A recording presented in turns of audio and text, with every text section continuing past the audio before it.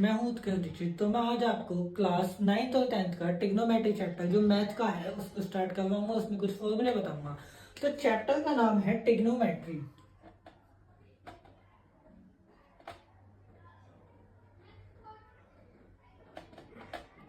ये चैप्टर जो है क्लास 9th और 10th में आता है, आपका मैथ का ये चैप्टर है।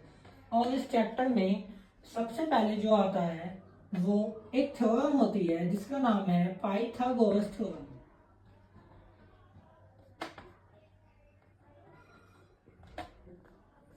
इस पाइथागोरस थ्योरम में तीन चीजें होती हैं जो आपको याद रखनी होती है। वो एक डायग्राम के थ्रू मैं आपको बताऊंगा। ये जो एंगल होता है ये 90 डिग्री का होता है और इस 90 डिग्री के एंगल के जस्ट सामने वाली जो साइड होती है वो हमारी हाइपोटेनियस होती है, हाइपोटेनियस। और जो ये जो कोई भी एंगल होता है वो थीटा होता है। वो एंगल ये भी हो सकता है या फिर ये भी हो सकता है या अदर भी कोई बोल सकता है। उस एंगल की जो सामने वाली साइड होगी, जो भी एंगल वो बोलेगा, वो होगी हमारी परपेंडिकुलर। और जो लास्ट वाली साइड जो बचती है वो होती है हमारी बेस। तो जो पाइथागोरस थ्योरम जो कहती है वो कहती है कि हाइपोटेनियस का जो स्क्वायर होता है जिसको हम h से डिनोट करते हैं वो होता है बेस का स्क्वायर प्लस p का परपेंडिकुलर का स्क्वायर। ये होती है आपकी पाइथागोरस थ्योरम। और जो पाइथागोरस थ्योरम होती है उसमें हम 6 ट्रिग्नोमेट्री रेशियो पढ़ते हैं, 6 ट्राइगोनोमेट्रिक रेशियो।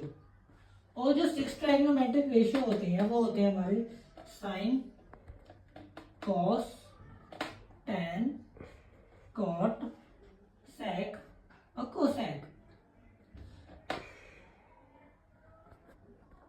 ये है हमारे 6 ट्रिग्नोमेट्रिक रेशियो। इन 6 ट्रिग्नोमेट्रिक रेशियो के अंदर फॉर्मूले आते हैं हमारे, जो कि इन जो हाइपोटेनियस है, परपेंडिकुलर है और बेस है, इन तीनों को फाइंड करने के लिए यूज होते हैं।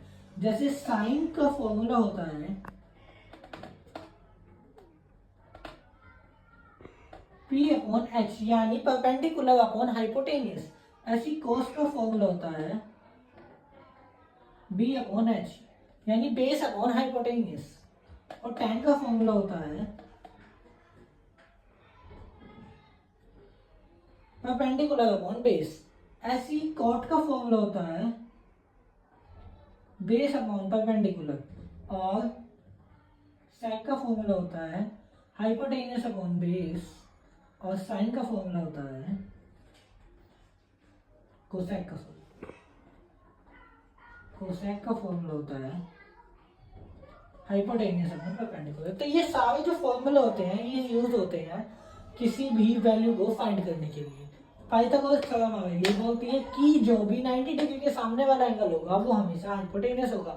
और अगर हम कोई भी अदर एंगल बोलते हैं, चाहे वो थीटा है, मान लीजिए इसका नाम ए है, इसका नाम बी है और इसका नाम सी है, मान लीजिए उसने एंगल ए बोल दिया, तो अब फिर उस कंडीशन में जो एंगल ए के जो सामने वाली होगी वो होगी परपेंडिकुलर, लेकिन हाइपोटेनियस हमेशा वही रहेगी 90 डिग्री, सामने वाली वो कभी चेंज नहीं होती।